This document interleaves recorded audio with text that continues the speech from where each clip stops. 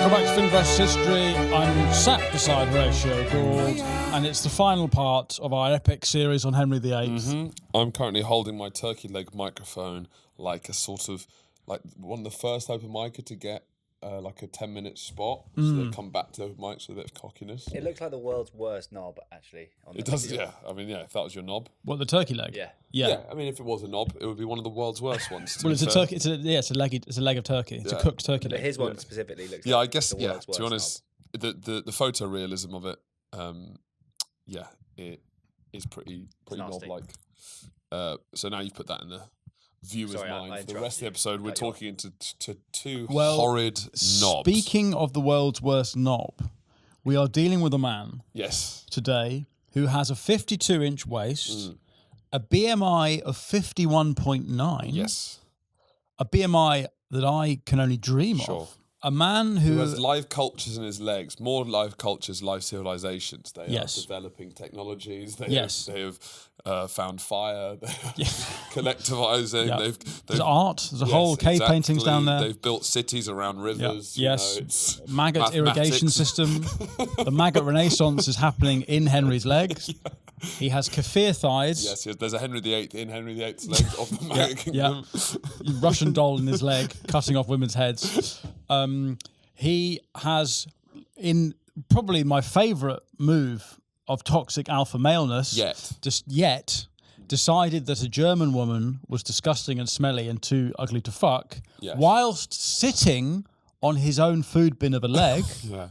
And he has cut off his best mate Cromwell's head for organising such a disgusting, terrible marriage in the first place. Yeah, I'd love to see just him do therapy. I just want to see where do you even begin? What are the kind of what's the first session like? Yeah, like obviously it would take years and years to even break down any of this, but I don't know what comes out. I feel sometimes, Henry, that you blame other people for your own insecurities. Well, chop your head off. You're done. Chop your head off. You're an idiot. You're a traitor. What the fuck's that? Cut her head off now. The problem is he projects. Can we say that about Henry? He's decisive. He's decisive and he's robust. Okay. And is it a crime to be a straight man these days? Well, yeah, these days. These days it is. Yeah. Take us back to Tudor England. Yeah. When men act decisively. Was encouraged. It's just called spreading. Yeah. It's just called sitting down. It was just called explaining. Yeah. Why your head had to be chopped off. I don't man spread the normal way on the tube. I'm a man spread out. Do you man spread out? Because most people man spread this way. Yes. But I'm actually guilty of maybe woke man spreading. I man spread out. But you're tripping people up as they go even past. Worse. Yeah, that is worse. Yeah. So just because my legs are so long and thin that I basically I cause a lot more damage. Yes. But that's not taking up a woman's room. That's tripping up old people. That's tripping up wheelchairs. children. Wheelchairs going over the side. There's kind of like everyone's getting it. So it's not a gendered thing. Right. So it is just being a nuisance. Yes. Yeah. Rather than gendered. Than being misogynistic. Yes. But again, if we're saying that this is gender violence, I think it cheapens gender violence. Personally, I think it makes it more expensive. Right. It makes it at a premium. So Henry VIII, we're now in the sort of, you'd say, early 1540s. He is, as a smelly guy... Can we not slag him off? No, I think it's fair to say he stinks. Okay, he has jet black mouth because he's got a sweet tooth. Yeah, except he's not got any teeth. Rose water he's eating. Surely that's doesn't really touch the side when he's eating whole peacocks and tripe, and 80% of a meat diet. Yeah, and there's no fibre. We haven't talked about how fibre is not going in him that's at all. That's not in the conversation. Dietary fibre was coined in 1953. Interesting. So to place this is before the concept of dietary fibre. Is this? What about the concept of protein? Well, it's obviously after that. I mean, Henry VIII. But does he know what protein is? Does he?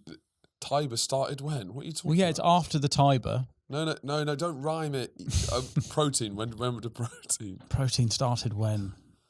Okay, so 1838. Okay, fine. So it's after the geological formation of the River Tiber, which was, I think, 10th century BC. No, 3 million years ago. Maybe. Yeah. Yeah, when it actually formed as a river. Yeah, okay, fine. And it's before the concept of dietary fibre. By a British doctor in the 50s. And it both are relevant to the story. Yes. In that the Tiber is in Rome, which Henry does not like and has broken with. It is a river that corruption flows out of to pollute the whole of Europe. And similarly, fibre He's broken from fibre. Yes. He does not go into him at all.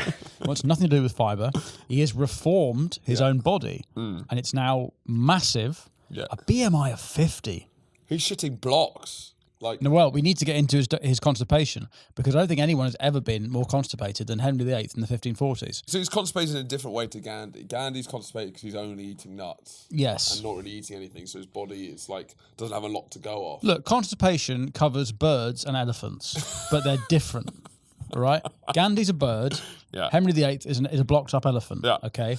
You He's know, eating there's, thousands of calories of pure meat and white bread with no fibre. I imagine it comes out like those scrap metal box cubes. Yes. You know, it gets crushed like that. There's nothing else to cut it with. No. So it Dense. just has to come out, and he lays a massive block into It's the a toilet. collapsed star of a shit. Yeah. He would spend days in agony on his royal toilet, screaming in pain, while his physicians concocted horrifying laxatives made of liquid gold, mercury, and crushed pearls to try and force his bowels to move. What, he's drinking liquid gold? Yes. Yeah. Yeah. That will help. This is Elvis stuff, right? This is why That will help when that stops becoming liquid. And he's Yes. also got fucking gold. gold in his arse. He's obviously got, he is a sort of ambassador for gout by this point. Yes. Well, he's the face of gout. He is the face of, and still to this day, he's the face of gout, you'd say. So his joints are swollen to the point where he can't even handle like a bedsheet over his feet. So Sandro, friend of the pod, Sandro, who does what I drink and eat, he's a sufferer of gout. So I He's guess sort of a Welsh Henry VIII, really. yeah, and I guess he is sort of Henry VIII without the royal. There's quite a lot, similar to Jamie Hutchison. Mm-hmm. Henry VIII without any noble lineage. Yes. Just the diet. Just the diet. Apparently, the pain of gout is unbelievable. Yeah. Like, there's like You have crystals in your feet. A friend of mine had gout quite badly, and just still, even though he's kind of conquered it, he still just basically just wears sandals all the time. Has to have an open toe. Really? Because just socks. The socks. agony is there even if you don't touch anything. Yeah. Like, if you touch something, it's kind of unbelievable. Mm. But So is it sharp pains? It's latent. It's constant pain, which ramps up if it moves at all. But even if you're completely sitting down. Also, So we I should believe be it's aware- something to do with mercury.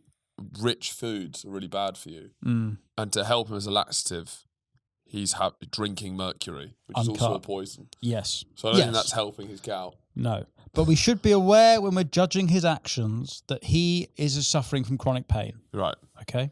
So He's part of the chronically ill community. he would have a lanyard at this point. Yeah. He would have a big sunflower lanyard. Yes. Oh, is that for chronic pain? He's got long constipation. He has long gout and long constipation. Okay? He is 54 inches wide. By the fifth. How big's that? By Charlie? can we get a celebrity that's 54 inch waist, please? In the mid 1540s, he is being hauled up palace stairs. They have a Tudor stair lift, right? You don't want to be hauled ever, really. You never want to be hauled. You want to be hauling your hog out of your hose.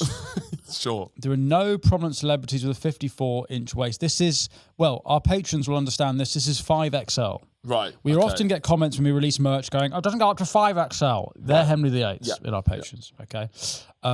He, at this point, is in chronic pain. He has a lanyard on. You should give up your seat on the tube for him, okay? He's probably on Reddit forums saying the medical establishment doesn't understand my chronic pain. Yeah, they don't take it seriously. Yeah. Anyway. They have no experience with what I have. Exactly. And this is part of the reason, why he acts as he does.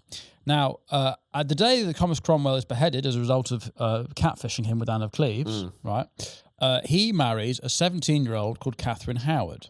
Let the dog see the rabbit, please, Charlie. This is actually an incredibly bleak story. How old was Howard? 17. Oh, She has a weird-shaped head. I'm going to say that now. I know that's the beauty standard of the time. yeah. But you can tell she's a minx. She got a head like a cycling helmet. But yeah, minx. Look at those eyes. Yeah. She's asking for it. Yeah. She... What was she wearing? A cycling helmet. Fair enough. Now, her uncle is Anne Boleyn's uncle, who brought Catherine Howard to Henry's attention. And this is, I suppose... Maybe this is like, this is a man in his late 40s by this point. No, early 50s. He's a man in his early 50s. And he's been married. He thinks he's seen it all. Yeah. But then there's a fucking 17-year-old girlfriend. And he's like, you know what? I'm back in the game. Yeah. He finally feels young again. Yeah. Yeah. I might have fucking bin juice pouring out my thigh. She makes me feel... And also, yeah, she's very... what's the word for someone who's above their age? Yeah, she's mature. Mature. Yeah. She's a goer. Yeah. Precocious. She's precocious. That's what he's telling people. No. She's very precocious for her age. He described her as his rose without a thorn. And when they are married, contemporaries describe her as lewd and naughty. Yes. She's 17. She's a minx. He's 50. He boasted that he was, quote, at last happy, and showered this new queen with clothing, jewels, and estates. I mean, this is the divorced dad. Yep. Finds a 17-year-old and just makes her feel treasured. Because that's what he's got. He's got money. That's he's got money. Thing he's got to offer. And for all the ickiness around age gaps, if it's that icky, then don't follow the money. Yeah, sugar baby. Sugar baby. This episode is sponsored by Sailor Name.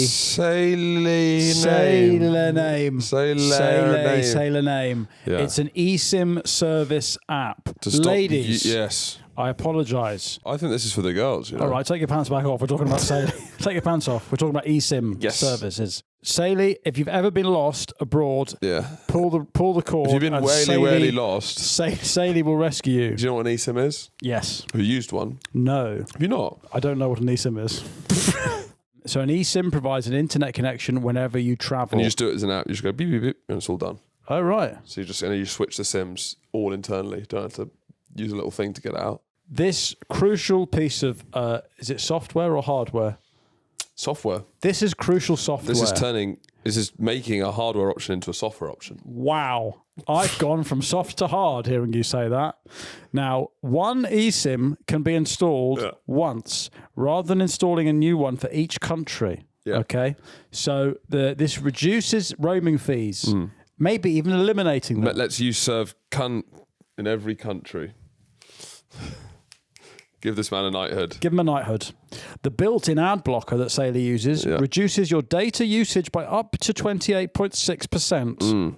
I know I can't sleep at night thinking about that 28.6% of data that I'm using when I don't need to be. It's an ad blocker. It's also a sad blocker. Yes. It blocks sadness. And they offer 24/7 chat support, but I imagine that's about your eSIM issues and not your other things. Yes, so don't be spamming Sailor's 24/7 chat support with... You said you would talk to me 24/7. Yeah, about eSIMs, okay?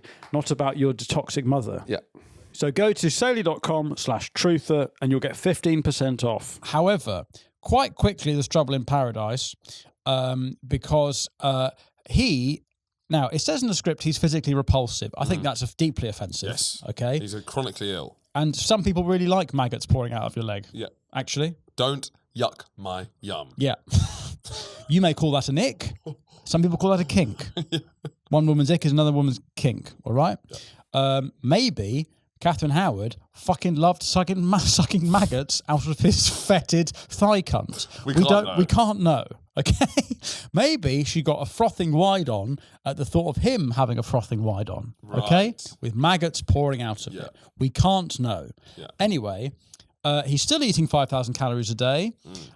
He's in constant pain. His leg wounds are seeping pus. He has type 2 diabetes, which doesn't really touch the sides. Just so anyone is, if they're interested, if you do have a maggot kink, you are called a formicophile. Formo. Anyway, so formicophile. Formicophilia is a maggot fetish. Formicophile. God, there's a Latin word for everything, didn't they? Those sick fucks, they invented everything, didn't they? What's the angle there? What do you mean, what's the angle? How could you, it's like if you look at a slug, I guess it kind of just... You're just talking yourself into being a fucking maggot fucker now. That was amazing. In the space of 2 seconds, Charlie went, what on earth could that... Well, do you know what, actually? I can see why they like that. Yeah, sort of wriggling little dicks. Yeah, no, I don't hate it. Amazing. Anyway, now, he's physically repulsive, but he's also... he has such an ego that he demands that his wives, fuck him, cinematically. So... What does that mean? Getting pegged? Hey? Pegging? No, it's in he wants them to fake orgasms. Oh, right. Because it hurts his male ego to think that he's not pleasuring them, even though he's obviously, he must be impotent at this point. Yeah. So basically, Catherine Howard has to, I assume she's on top. Yes. And I'm not, I think reverse cowgirl has never been a worse view. With 2 food bins for legs. So I imagine it's cowgirl. Do you think he's doing reverse cowgirl? Or what? So she's got to lie by his leg? No. So I I imagine it's cowgirl. Okay, and she's got to because otherwise he's going to be like, well, why aren't you having a good time? Off with your head. And she's probably like, well, the smell. Yeah. I mean, it smells so bad. It's unimaginable, the smell. Yeah. It's a decomposing corpse attached to Jabba the Hutt. Yeah. Jabba the Hutt. He obviously gets quite moody and unpredictable because of his weight gain. We've all been there. He's insecure. And so he refuses to see Catherine for weeks at a time because he's aware that he doesn't look his best, perhaps smell his best. So after a few months of marriage, his energy starts to wane. I mean, that is just marriage. Yep, that is marriage. Especially your fifth wife. Yeah. You know, You've been around you've seen all the tricks, right? You know, what kind of moves as a 17-year-old? It's hard to be positive about the kind of uplift because you know how it ends. So after a few months of marriage, his energy begins to wane. Yeah. At this point, now, either Catherine is accused of this or she actually does do this. I think she actually does do this. She starts an affair with her ex-lover, Thomas Culpepper. So she actually is the most deserved executionist, Catherine Howard. Is that what you're saying? I'd probably say so. A 17-year-old knew what she was getting into. Yeah. The teenage Catherine was not attracted to the stinky food bin leg king man with a 51 BMI. He was the Brexit vote was his BMI. Yeah. And so Culpepper was a bit of a womanizer. Yeah. And bear in mind, this woman is 17. Yeah. You know, the woke revisionist historians maybe said that she was a victim of being groomed by this man, Thomas Culpepper. She potentially was, basically raped by this guy. Potentially. He sounds Nazi. Yeah. Hey? Culpepper does. Thomas Culpepper is a Nazi name. Yeah, to be fair. And so she obviously is feeling slightly neglected by her husband. Perhaps she believed that she would be more pleasing to Henry if she was shadow batting in the nets. Interesting. And so she is this what she comes out with her? Is this her defence? I'm training. Right. I'm training for riding you. And so she had secret dalliances with Culpepper throughout the summer of 1541, meaning that there's gossip surrounding her. Yeah. Now, also, I think eventually they find a note, or Cranmer, the Archbishop, finds a note written either to her or from her, or in her handwriting, maybe. But I think this basically she'd been with Culpepper before, and she must have been like 14, and he'd kind of groomed her. Yeah. So I guess she's in a real rock and a hard place as a girl. Yeah. When your saviour's is a fucking walking food bin. A rapist and a stinky place. Yes, yeah. She's a rapist and a stinky place. Yeah. And so Henry doesn't believe this. No. He thinks this is a witch hunt. And so Henry orders a secret inquiry to clear her name, but then members of the court have claimed to witness her sexual behaviour, are interviewed, they go on record, and these outline that she'd had previous relationships with her music teacher when he was in his 30s, she was 13. Awoo. And then Francis Dereham, who referred to each other as husband and wife, even though she was only 14. So she gets about. Yes, sure. or was got about. What is it, Charlie? I can't know. Is this abuse? Or yes, Charlie, this is abuse. I don't think play the that one with a straight bat. I don't know if the 13-year-old is abusing the 30-year-old. Well, what are the standards at this point? Are you being not like, at this you're point? At this point, pedo, who gives a fuck? No, it's a free hit. No one's been like, you're a pedo. No, the concept why is that 13-year-old slut seducing this poor 30-year-old music teacher? He's only human. Yes, yeah. There's no concept of paedophilia at this point. None. I don't think so. Well, yeah, there's an age of consent though. 12 for girls, 14 for boys. There must be some level of like. If quite right. But she was 13, so she was legal. Barely legal. By the standards of the time, she was legal. Right. Yeah. Anyway, Henry don't doesn't. have a music teacher. Sorry? That's what I'd say to her. Well, yeah. It's a dangerous breed, music teachers. Can't stand the heat. Get out of the kitchen. You think about the music teacher. What hair are you thinking of when you think of a music teacher? Oh, it's full, but it's receding. Yeah, so it's really long, bald at the top. I had a music teacher like that. Why do they all do that? Purple trousers, really smelly. Why do they all have that hair? Mr. Tinson. Yeah, why? What is it because they're a music teacher, so status-wise they're going to be balding, but because it's vaguely creative, they can still express themselves? Is that what the combination is? Because if you're an accountant, they would have just shaved it and had the monk cuts. Yeah, exactly. But the music teacher, it's still like, I've got something about myself. I put jazz records on. You're right. So they don't have... But also they need something to kind of flail wildly while they're conducting. Yeah. So if you're going to a room with someone with that haircut, what do you expect? Interestingly, the music teacher at our school, purple trousers, receding hair, bushy hair, you're thinking clear-cut nonce. when actually it was the chemistry teacher who just didn't turn up one day, and everyone was like, "Oh yeah, he's not working here anymore." Know what I mean? Hard drive seized. Oh wow! No Duke of Edinburgh for everyone. Yeah. Did you not pass your Duke of Edinburgh? No, got cock blocked by a pedo. I didn't know I was starting a podcast with someone who hadn't. What certificates do you have on your Duke of Edinburgh? I don't think I have any. You're completely unqualified. I'm not lesbian at all. I didn't get my lesbian badge age 15. Or whatever. I think I've only got silver. No, I probably Charlie, have, you got a Duke of I Edinburgh? must have bronze I or have a something. bronze. You got a bronze. I think I've got bronze. But bronze you didn't really have to leave the school. Not for, did you? really, We yeah. did a big walk. I did a big walk at some point. But you've got to have a Duke of Edinburgh. I mean, it's a key quality. You've got to have that, just locked down. Yeah. My dad had a pedo. Excuse me? You had a pedo? Yeah. Sounds like you had him in a basement, like a gimp, Well, that you bring out to show guests. no, my dad, his piano teacher would kind of kiss him on the head and the cheek if he did a good key. And then he went on to be a Sounds quite nice. proper nonce. And Proper? did time for it. And then is now back in the town. And whenever we drive past my dad's pedo's house, he goes, "That's my pedo. That's where my pedo lives." That's my That's pedo. my pedo. Hashtag my pedo. Well, anyway, Catherine had a couple of pedos, it seems like, but Henry doesn't believe it. And so he orders her to stay indoors, stay in your room. And then Henry gets very depressed when the accusations start to pile up. Yeah. Because he's like, this is not a fifth time. Are you joking? Yeah. Is there not one good woman in this fucking land? One good girl's worth 1,000 bitches, as Kanye says. Isn't it?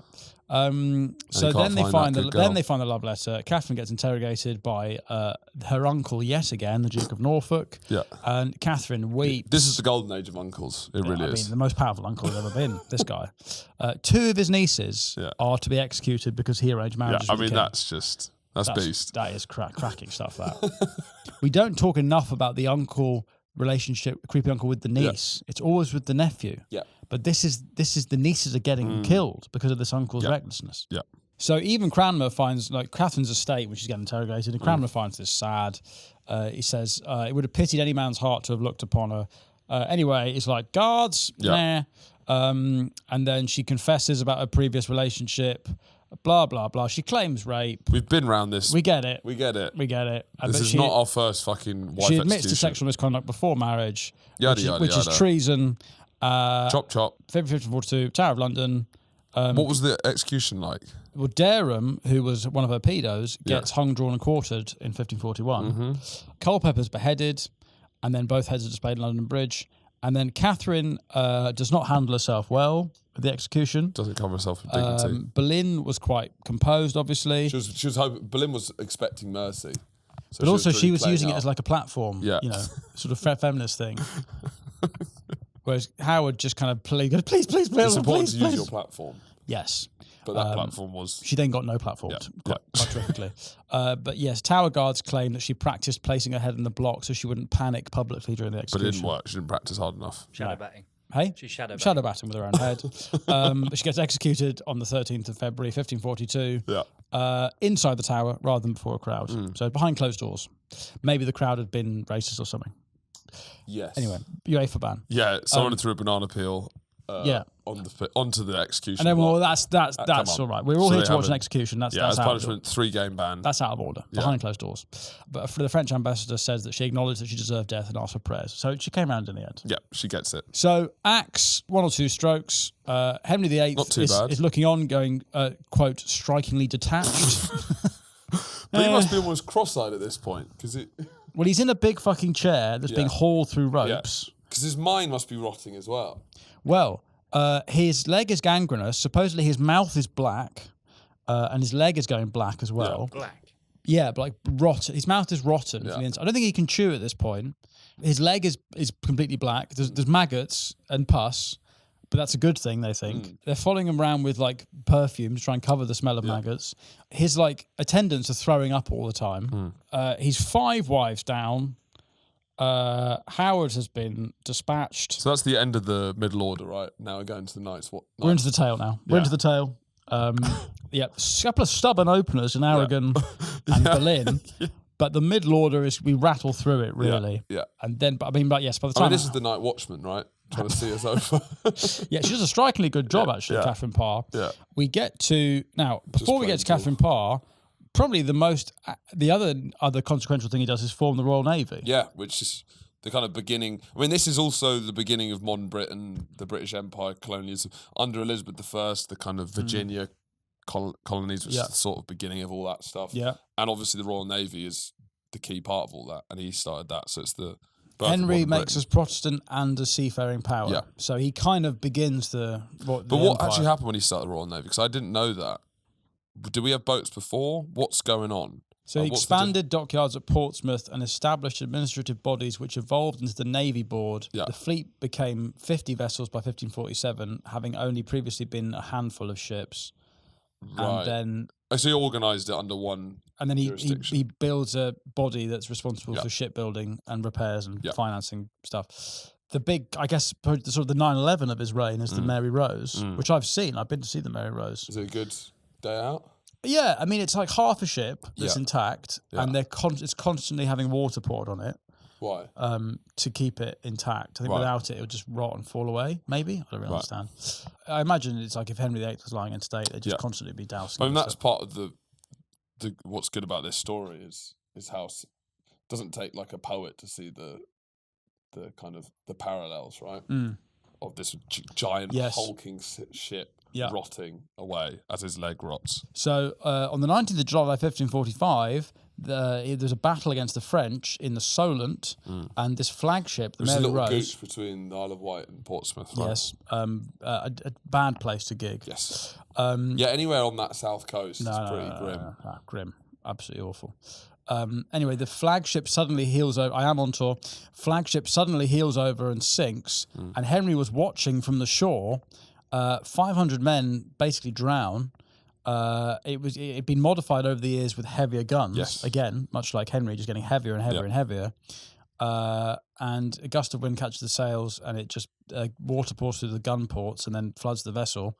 And yes, it was the kind of flagship, the symbol of this new naval power, and he just watched it sink with hundreds of sailors aboard. And he has to just sort of plod away. Yeah. Seeing as... Oh, no. Oh, fuck. I mean, that's my boat. You know, his 5 wives have failed him. You know, you do start to feel for him a little bit. It's a very sad story. Yeah. You know, is he the unluckiest guy ever? It must be. Just to recap, his eyesight is now beginning to fade as well. Yeah, it's low light. He can't walk. Yeah. His ulcerated legs are There's worsening. only a couple of more overs left in the day's play. He's made an act that said, if you question my health, it's treason. Right. So doctors are like, oh, no, you're fine, mate. You're fine. Absolutely fine. You're good. meant to have maggots pouring out your thigh, cunt. So, who's Catherine Parr? Who's the night watchman? She's a wealthy, twice widowed woman who'd been in... twice widowed. Twice widowed. Sounds lovely, twice widowed. 2 widows, 1 cup. Serving in the household of Mary I. Let's have a look at Catherine Parr, would you? Final one. Let's have a look at the bottom order. That's my dog. She looks the same as the last one. They all look quite similar, I guess. It's got type. Quite severe looking there. Yeah, austere woman. I don't know if the painters have got worse. So her 2 husbands had died, which meant she was kind of financially independent, which is quite rare. I'm sorry, I've just seen what Charlie's thrown up. Go on. Celebrities with most failed marriages. Mickey Rooney divorced 7 times. Wow. Now, which Mickey Rooney was that? The one from the... Yes. But I don't know which... Is it he getting divorced, or is his Asian alter ego also getting divorced? Like, is it the same guy, you know? What, are you saying that when he's the Asian alter ego... I don't know, does that count? It might be 3 divorces for him. He was 4. Like that the whole time at home, is what you mean. Yeah. And that's a tough guy if he's method acting. Mickey Rooney at home. That's tough at home. Yeah. They get married in 1543. Henry, I guess, this is one last throw of the dice. Is he even horny at this point? Is he just doing it for appearances? Catherine is very different from his earlier wives. She's intelligent. She's highly educated. Politically cautious. She's 30. Henry was 52. He's learned. He's learning, I think.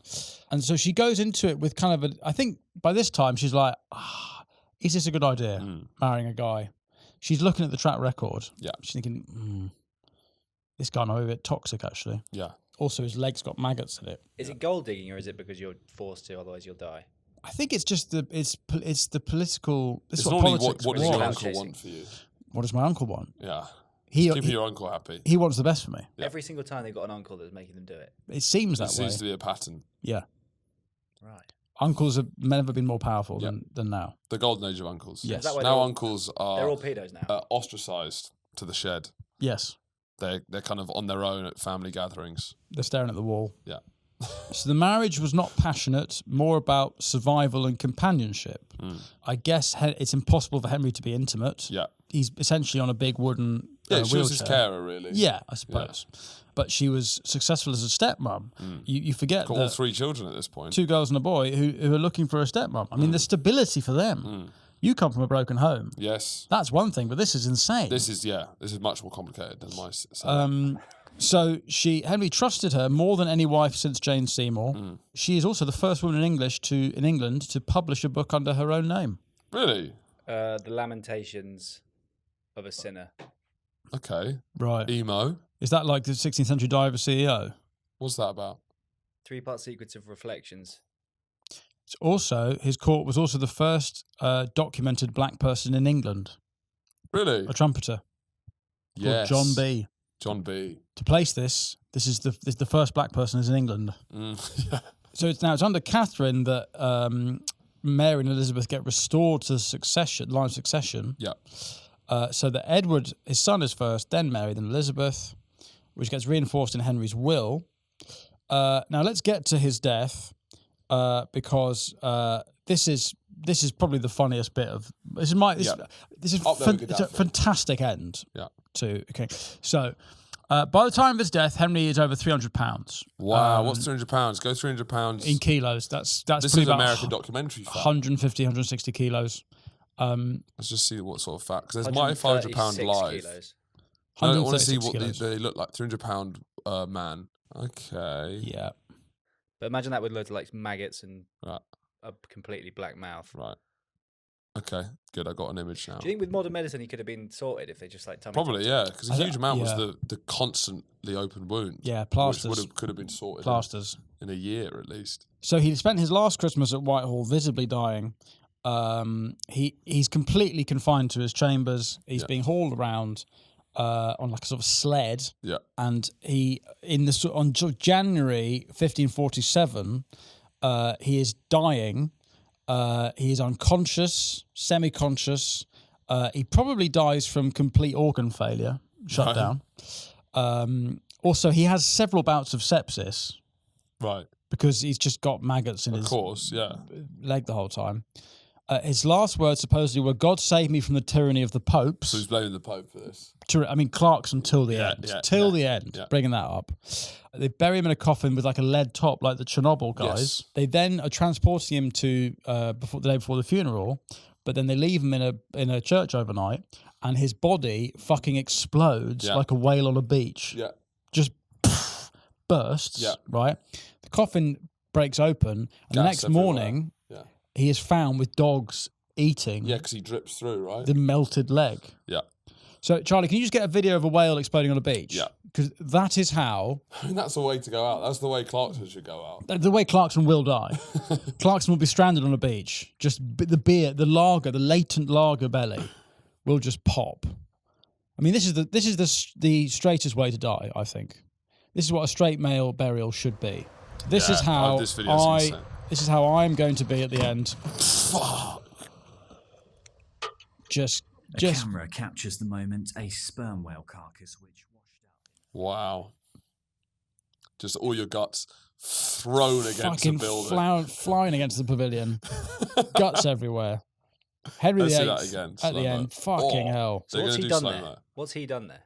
Well, he's just let some gas in. Yeah, there's so much gas. Or he's put oxygen in there. There's so much gas. He's opened a bit of it and it's just popped. Yeah, it's Mentos in a Coke bottle. But he's 55 years old, and he dies the way he's buried the way all straight men should be. Yeah. He's just full of lager gas. Yeah, exploding, dripping down, eaten by your dogs. I mean, that's the straightest way to go. Yeah. And supposedly, when he had divorced Catherine of Aragon, a Franciscan friar had said that God will punish you for this divorce, like the wicked biblical king Ahab, quote, "the dogs shall lick your blood." Oh, interesting. So there's a lovely bit of circularity to the story.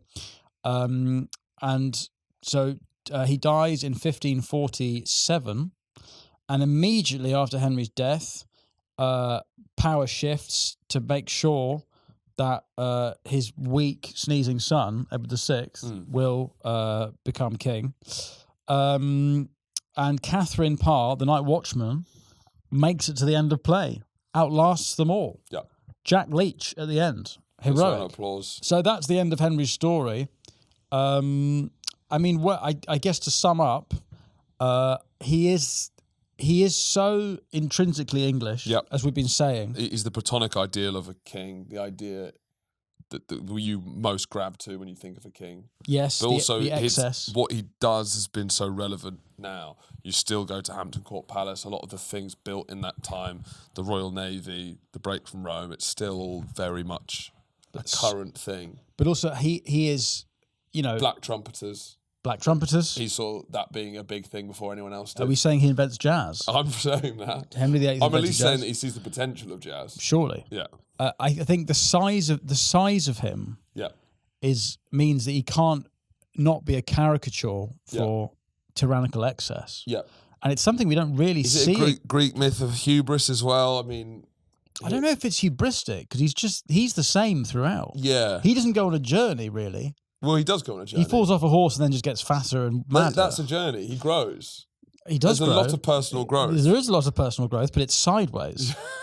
I wouldn't say it's... He has no emotional growth. No. But it's all on his physical body. But it's also... I think it's the first time a king has genuinely... Now, it's interesting because he wouldn't say he's doing it for himself. He's doing it for his dynasty. Because he's come to power after the Wars of the Roses. Yes, so it's an insecure dynasty. We can't help but view it as self-serving and tyrannical and narcissistic. But it's interesting that he comes from such an insecure dynasty, but also is probably the person who has acted with the most absolute power of a king. Yes. Which is quite weird that to have your dynasty so spurious and to act like you have complete power. Is it not a man who can't have a son building a massive fake foam dick to strap onto his shorts the whole time? Is it not the same thing? Yeah, I mean... we should probably sum up by saying who his fittest wife was. I mean, Seymour was the only one that in terms of, the attitude of the time was successful. Attractive-wise, it probably is Anne Boleyn. She probably has the most about her. Yeah, but we got different types. I'm probably going in Catherine of Aragon. Right, a sturdy... Spanish. Yeah. Sort of, I like a woman who has big hoop earrings. Right. Sort of gypsy aesthetic. Mediterranean, yeah. Okay. Mediterranean. Yeah. But I think Anne's got something to say for herself. Yeah, but she's annoying. She is annoying. But I'm just saying, this is attraction. This is not long term. Well, no, none of them are long term. I think Anne for 3 months is great. 3 months? Yeah. Fuck hell, she'd chew your ear off, though. Yeah. It's true. Well, I'll chop her head off then. Well, yeah. But she'd just be going on about Frida Kahlo and stuff. And you're like, fucking take a day off, love. All right. Why can't we watch Heat or something? Right. Why has it always got to be about this? It always comes back to this. Yeah. What do you mean you want to go to the V&A? Anyway.